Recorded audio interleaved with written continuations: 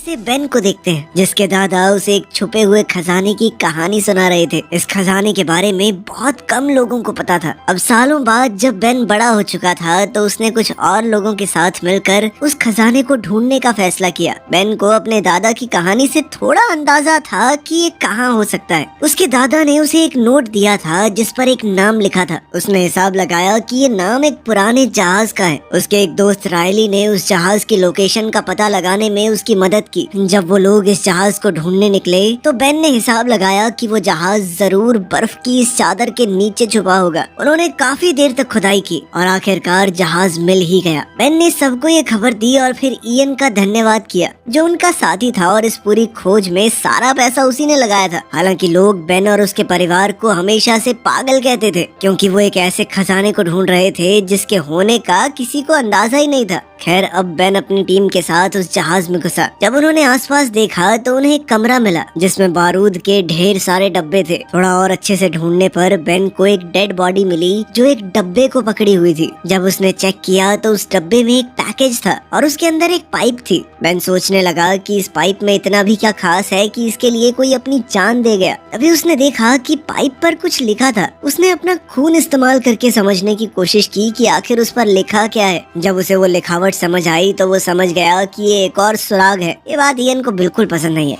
इतना पैसा लगाने और खोजबीन करने के बाद भी उनके हाथ बस एक सुराग लगा था। इस बात से इयन बहुत चिढ़ गया, लेकिन बेन ने उस सुराग में छुपी पहेली को सुलझा लिया। उसने बताया कि एक अदृश्य नक्शे के बारे में है जो अमेरिका के सबसे जरूरी डॉक्यूमेंट डिक्लेरेशन ऑफ इंडिपेंडेंस के पीछे छुपा हुआ है। जैसे ही बेन ने कहा कि इस दस्तावेज तक पहुंचना और उसका मिलना बहुत मुश्किल होगा तो इयन ने सीधा कह दिया तो चुरा लेते हैं उसे। इस बात से बेन ने साफ इनकार कर दिया और कहा कि मैं ऐसा नहीं होने दूंगा। तब इयन ने अपने आदमी शॉ को बेन पर बंदूक तानने को कहा, लेकिन इयन कहीं न कहीं ये बात भी अच्छे से जानता था कि अगर बेन नहीं होगा तो आगे की पहेलियां कौन सुलझाएगा। इसलिए इयन ने बेन के दोस्त रायली को जान से मारने की धमकी दी। इससे पहले की बात और बिगड़ जाए बेन ने एक फ्लेयर स्टिक जला दी और कहा कि अगर सब शांत नहीं हुए तो वो इसे बारूद पर फेंक देगा। सबको लगा कि वो झूठ बोल रहा है, लेकिन बेन ने वो फ्लेयर फेंक दी पर इससे पहले कि वो नीचे बारूद पर गिर पाती इयन ने उसे पकड़ लिया। लेकिन इयन ये जानता ही नहीं था कि उसके हाथ पर भी थोड़ा बहुत बारूद लगा हुआ है। अचानक उसके हाथ में आग लग गई जिसके बाद उसने फ्लेयर को छोड़ दिया और अब वो फ्लेयर स्टिक नीचे पड़े बारूद पर जा गिरी। बारूद की वजह से जहाज के फटने से पहले ही इयन और शॉ वहाँ से भाग गए और उन्होंने बेन और रायली को अंदर ही छोड़ दिया। लेकिन ऐन मौके पर बेन को एक गुप्त दरवाजा मिला जिसकी मदद से वो और रायली बच निकले। पूरा जहाज फट गया और इयन को लगा कि बेन और रायली अब मर चुके हैं।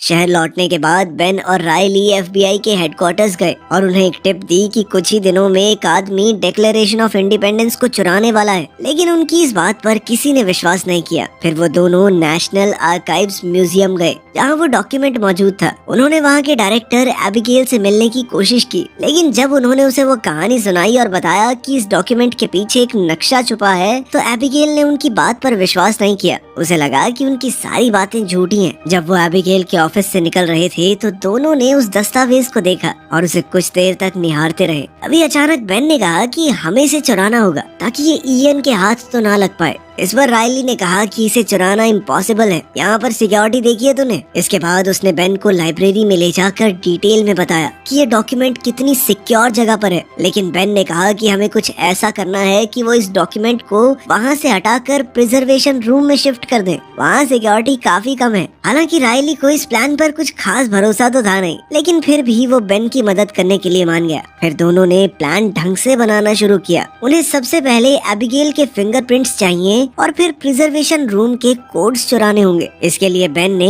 एबिगेल को एक गिफ्ट भेजा जिसके अंदर एक स्पेशल केमिकल लगा हुआ था। फिर जब वो कोड डालने के लिए बटन दबाएगी तो वहाँ उसके फिंगरप्रिंट रह जाएंगे। और शुरुआत में तो ये प्लान बिल्कुल वैसे ही काम कर रहा था जैसा बेन चाहता था, लेकिन दूसरी ओर इयन भी अपने कुछ आदमी तैयार कर रहा था ताकि एक डांस पार्टी वाले दिन म्यूजियम पर अटैक किया जा सके। पार्टी वाले दिन जब वो डॉक्यूमेंट प्रिजर्वेशन रूम में शिफ्ट हो गया, बेन स्टाफ का भेस बनाकर बिना किसी परेशानी के बिल्डिंग के अंदर घुसा। उसने वापस अपने कपड़े बदले और एबिगेल से मिला। एबिगेल उसे देखकर चौंक गई। बेन ने झूठ कहा कि उसने म्यूजियम को एक बहुत बड़ा डोनेशन दिया है और फिर मौका पाते ही उसने एबिगेल का शैंपेन ग्लास चुरा लिया जिस पर उसके फिंगरप्रिंट्स लगे हुए थे। इसी बीच इयन और उसके आदमी भी म्यूजियम आ गए। वो एक अंडरग्राउंड टनल के जरिए बिल्डिंग में घुसे। थोड़ी देर बाद बेन प्रिजर्वेशन रूम में पहुंच गया, लेकिन जब रायली कैमरास से उस पर नजर रखे हुए था तो इयन के एक आदमी ने उनका एक्सेस ब्लॉक कर दिया। बेन ने फैसला किया कि वो डॉक्यूमेंट को पूरे फ्रेम के साथ ही लिफ्ट के जरिए नीचे ले जाएगा। जैसे ही वो बाहर निकला तो इयन और उसके लोगों ने उसे देखा और वो चौंक गए क्योंकि उन्हें तो लगा था कि बेन मर चुका है। उन्होंने उसे देखते ही उस पर गोलियां चलाई, लेकिन बेन ने डिक्लेरेशन ऑफ इंडिपेंडेंस के उस डॉक्यूमेंट को आगे कर दिया।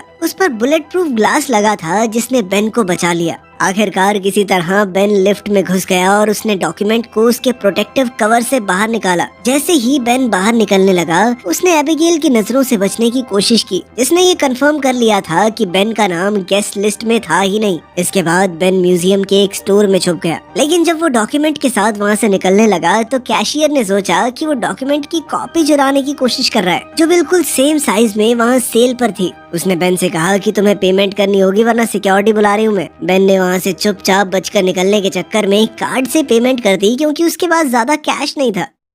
जब वो बाहर जा रहा था तो एबिगेल ने उसे देख लिया और उसका पीछा करने लगी। जैसे ही बेन ने वो डॉक्यूमेंट रायली की वैन के पिछले हिस्से में डाला तो एबिगेल ने उससे पूछा कि तुम क्या कर रहे हो। इसके बाद बेन के हाथ में वो डॉक्यूमेंट देखकर एबिगेल समझ गई कि उसने क्या किया है। ये देखते ही एबिगेल चिल्लाने लगी, जिसके बाद बेन ने चुपचाप वो डॉक्यूमेंट उसे वापस कर दिया। इसके बावजूद भी जब वो आसपास की पुलिस को बुलाने लगी तो इयन ने उसे डॉक्यूमेंट के साथ देख लिया और अपने आदमियों को उसके पीछे छोड़ा। बेन ने एबिगेल को बचाने की कोशिश की, लेकिन इयन के आदमी उसे पकड़ कर ले गए। इसी बीच म्यूजियम गार्ड्स को पता चल गया कि डॉक्यूमेंट चुरा लिया गया है। तुरंत ही पूरा म्यूजियम लॉकडाउन में चला गया और FBI को बुला लिया गया। इयन ने वैन में एबिगेल से कहा कि ये डॉक्यूमेंट मेरे हवाले कर दो, लेकिन एबिगेल ने सीधे तौर पर मना कर दिया। अचानक उनकी वैन के सामने कुछ आ गया तो ड्राइवर को कट मारना पड़ा। इस झटके से पीछे मौजूद सभी लोग गिर गए और एबिगेल ने इस मौके का फायदा उठाते हुए भागने की कोशिश की, लेकिन वो पूरी तो नहीं निकल पाई, बस वैन के दरवाजे से लटक कर रह गई। उधर रायली और बेन ने उनका पीछा किया ताकि वो एबिगेल की मदद कर सके। थोड़ी देर बाद इयन एबिगेल से वो डॉक्यूमेंट लेने में कामयाब रहा।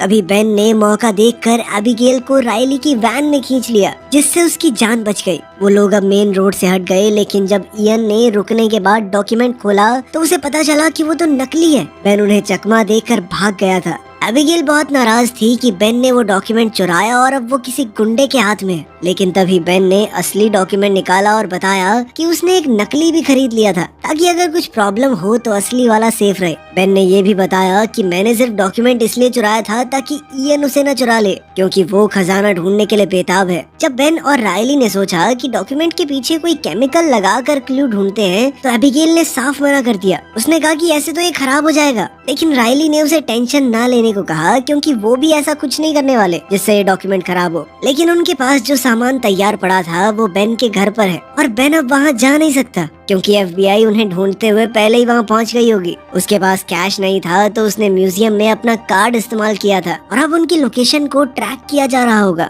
जैसे ही वो लोग वैन साइड में रोककर सोचने लगे, बेन ने कहा कि कुछ जरूरी चीजें हैं जो खजाना ढूंढने में जरूर काम आएंगी, लेकिन वो सब मेरे घर पर है। उनमें से एक चीज फ्रैंकलिन नाम के इंसान के लिखे हुए कुछ लेटर्स थे जो उस खजाने से जुड़े हुए हैं। बेन को याद आया कि उसके पिता के पास उन लेटर्स की कॉपी थी, इसलिए उसने फैसला किया कि वो उनके पास जाएगा। एबिगेल ने उस डॉक्यूमेंट के साथ भागने की कोशिश की, लेकिन बेन ने उसे रोक लिया। थोड़ी बहसबाजी के बाद वो भी उनके साथ जाने को मान गई क्योंकि अब वो भी देखना चाहती थी कि आखिर ये क्या खजाना है।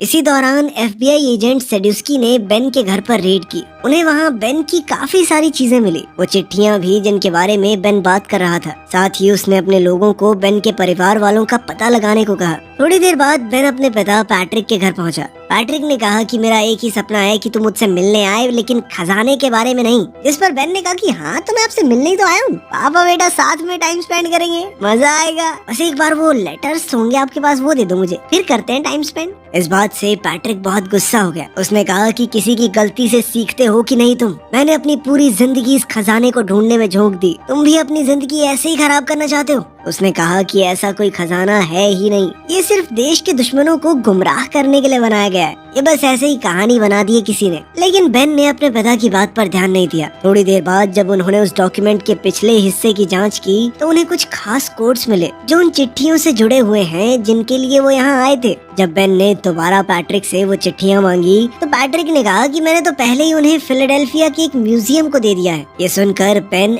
एबिगेल और रायली के साथ वहाँ से चला गया। जब FBI पैट्रिक के घर पहुँची तो उन्हें सिर्फ पैट्रिक एक कुर्सी से बंधा हुआ मिला। उसने कहा कि मेरा बेटा ऐसे ही बांध के चला गया मुझे, साथ में मेरी गाड़ी भी ले गया वो। जिसके बाद सेडुस्की ने तुरंत अपने लोगों को गाड़ी का नंबर ट्रैक करने को कहा। दूसरी तरफ इयन को भी समझ आ गया कि जो सुराग उन्हें उस जहाज में मिला था वो उन्हीं चिट्ठियों से जुड़ा हुआ है। थोड़ी रिसर्च के बाद उसे पता चला कि फिलाडेल्फिया में उन लेटर्स की कॉपीज हैं और वो तुरंत वहाँ जाने के लिए निकल पड़ा। रायली जब वो कोड पता लगाने की कोशिश कर रहा था तो एक छोटा बच्चा उसके पास आया। रायली से हो ना हो लेकिन उस बच्चे ने सारे कोड बड़ी आसानी से सॉल्व कर दिए। इयन भी वहाँ टाइम पर पहुँच गया और वो लड़का जब आखिरी वर्ड का पता लगाने जा रहा था तो इयन से टकरा गया। इयन ने देखा कि ये लड़का कुछ तो पेपर में सॉल्व कर रहा है तो उसने लड़के का पीछा करना शुरू कर दिया। लेकिन जब तक लड़का वापस पहुंचा तब तक रायली वहां से निकल चुका था, क्योंकि रायली ने खुद ही आखिरी वर्ड का पता लगा लिया था। जिसके बाद वो सीधा बेन और एबिगेल के पास पहुंचा ताकि उन्हें वो कोडेड मैसेज बताए जो उसने लेटर्स से निकाला था। इसके बाद बेन, एबिगेल और रायली तीनों मैसेज को डिकोड करने में लग गए। उन्होंने हिसाब लगाया कि जरूर ये सुराग इंडिपेंडेंस हॉल के बाहर वाली घड़ी की तरफ इशारा करता है। ये समझ में आते ही तीनों वहाँ के लिए निकल पड़े ताकि अगला क्लू जल्द से जल्द ढूंढ सके।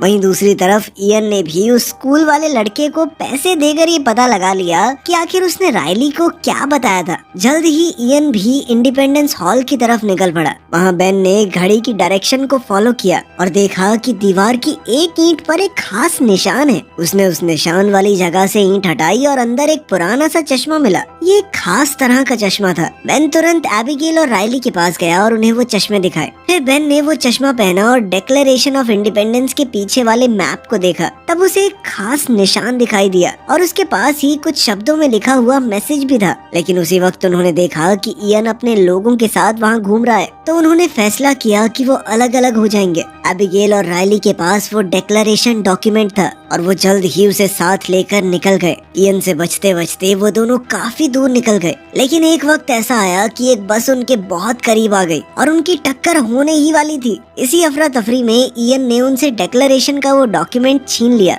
एबिगेल और रायली ने तुरंत बेन को फोन किया और बताया कि क्या हुआ है। बेन ने कहा कि सब जल्दी से गाड़ी के पास मिलते हैं। लेकिन FBI को बेन की गाड़ी पहले ही मिल चुकी थी और जैसे ही बेन वहां पहुंचा तो FBI ने उसे अरेस्ट कर लिया। एबिगेल और रायली समय से थोड़ा लेट पहुंचे और FBI को देखते ही चुपके से वहां से भाग निकले। FBI की कस्टडी में बेन ने एजेंट सेडुस्की को पूरी कहानी बताई। किस तरह इयन ने वो डॉक्यूमेंट छीना, किस तरह वो एक के बाद एक पहेलियां सुलझाते रहे। जब सेडुस्की ने बेन के पास से मिले चश्मे देखे तो बेन को समझ आया कि उन्हें एक और तरीके से इस्तेमाल किया जा सकता है। तभी अचानक उसके फोन पर इयन का कॉल आया। FBI वालों ने कहा कि इससे स्पीकर पर बात कर। इयन ने बेन को धमकी दी कि चश्मे लेकर एक पब्लिक प्लेस में उससे मिलने आए और अगर उसने FBI को कुछ भी बताया तो वो उसके दोस्तों को जिंदा नहीं छोड़ेगा। अब FBI इयन जैसे अपराधी को पकड़ने का मौका छोड़ना नहीं चाहती थी। उन्होंने बेन से कहा कि प्लान के मुताबिक ही उससे मिलने जाओ और फिर हर तरफ अपने आदमी तैनात करती है। जब बेन इयन से मिलने गया तो पता चला कि ये पूरी की पूरी उनकी चाल थी। अचानक ही इयन के लोग आए और बेन को वहाँ से छुड़ा ले गए। रास्ते में एबिगेल ने बेन को कॉल किया और बताया कि उसने इयन के साथ डील की थी ताकि बेन को छुड़ा सके, लेकिन इसके लिए बेन को उसे खजाने तक ले जाना होगा। जब इयन और बेन दोबारा से मिले तो इयन ने वो डिक्लेरेशन का डॉक्यूमेंट और वो पुरानी पाइप वापस दी, वही जो जहाज में मिली थी। फिर इयन ने बेन से पिछला क्लू मांगा। जब बेन ने कहा कि मेरे पास कुछ नहीं है, मुझे नहीं पता, तब इयन ने दिखाया कि उसने बेन के पिता पैट्रिक को किडनैप कर रखा है। इस धमकी के बाद बेन को सच कबूलना पड़ा और उसने बताया कि जो निशान उसने मैप में देखा था वो एक चर्च का सिंबल है। जल्द ही वो तीनों उस चर्च तक पहुंच गए। बेन ने फिर से उन खास चश्मों का इस्तेमाल किया और मैप को देखा। इस बार उसे एक अलग सा सुराग मिला, एक अजीब सा नाम। सब कंफ्यूज हो गए कि इसका मतलब क्या हो सकता है। तब उन्हें समझ आया कि चर्च के नीचे लोगों को दफनाने की जगह है। जिसके बाद इयन और उसके सभी साथी तुरंत ही नीचे चले गए। पैट्रिक ने चुपके से बेन को बताया कि उन्हें कोई तरीका ढूंढना होगा इयन से छुटकारा पाने का। क्योंकि जब तक हम इयन के काम आएंगे तब तक ही जिंदा है, उसके बाद मार देगा हमें। तभी इयन ने फोन किया और बेन से पूछा कि अगला क्लू क्या है। मैप में लिखे नाम को ढूंढकर उन्होंने वहाँ से दीवार तोड़ी जिसके पीछे एक सुरंग जा रही थी। इयन ने बेन से कहा कि वो आगे चले। अंदर जाने के बाद उन्हें एक बहुत पुरानी जगह मिली जिसे शायद सालों से नहीं खोला गया था। वहाँ लकड़ी की सीढ़ियाँ और एक पुरानी लिफ्ट भी थी। पैट्रिक ने सबको कहा कि ये लकड़ी की सीढ़ियाँ खतरनाक हैं, इतने सालों से कोई आया नहीं है यहाँ पे, टूट जाएंगी। लेकिन इयन ने सबको जबरदस्ती नीचे जाने को कहा।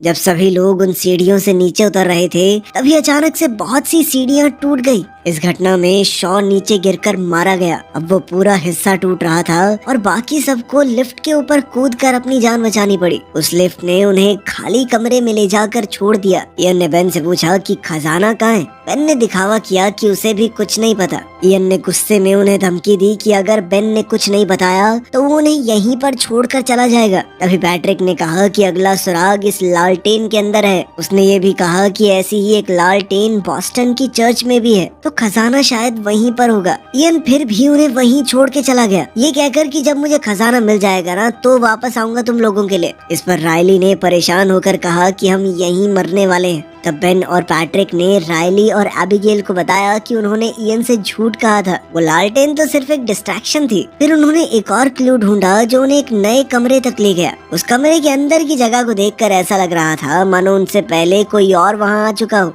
बेन थोड़ा उदास हो गया और अपने पिता पैट्रिक से कहा कि आप हमेशा सही कहते थे, शायद कोई खजाना है ही नहीं। इस पर पैट्रिक ने कहा कि नहीं, इतना हताश होने की जरूरत नहीं है, बस हमसे पहले कोई पहुंच गया यहाँ पे। लेकिन बेन अब भी हार मानने को तैयार नहीं था। वो अब भी दीवारों में सुराग ढूंढता रहा। तब उसने कुछ खास ताले देखे जिनमें से एक लॉक मिसिंग था। उसका आकार बिल्कुल उस पाइप जैसा था जो उन्हें उस जहाज में मिली थी। बेन ने पाइप निकाली और लॉक में फिट की और जैसे ही लॉक घुमा तो एक सीक्रेट रूम खुल गया और आखिरकार उसके पीछे था खजाना। पूरा कमरा खजाने से भरा हुआ था। पुरानी किताबें, gold coins, jewellery, antique items वगैरह वगैरह। जो चीज पैट्रिक और उसके पिता ने सालों तक ढूंढी थी वो यहाँ थी। सब लोग खुशी से झूम उठे। थोड़ी देर ढूंढने के बाद उन्हें बाहर जाती हुई सीढ़ियाँ भी मिल गई। बेन सबसे पहले बाहर निकला और वहाँ उसे एक आदमी मिला। बेन ने उससे फोन मांगकर सेड्यूस्की को कॉल किया। सेड्यूस्की कुछ ही देर में आ गया और बेन ने उसे खजाने के बारे में बताया और साथ ही ये भी कहा कि मुझे कुछ नहीं चाहिए, लेकिन उसने कुछ कंडीशन रखी। पहली थी कि एबिगेल के ऊपर कोई एक्शन न लिया जाए। खजाने को ढूंढने का पूरा श्रेय उसे और उसके परिवार को मिले। रायली को भी खजाने में से कुछ हिस्सा दिया जाए और सबसे जरूरी बेन जेल ना जाए। सेड्यूस्की ने उसकी सारी शर्तें मान ली और बाद में इयन को भी पकड़ लिया जब वो बॉस्टन की चर्च में घुसने की कोशिश कर रहा था। कुछ ही दिनों में ये खजाना दुनिया भर के म्यूजियम्स में भेज दिया गया। एक दिन सब लोग मिलकर मजे उड़ा रहे थे, लेकिन रायली थोड़ा गुस्सा था।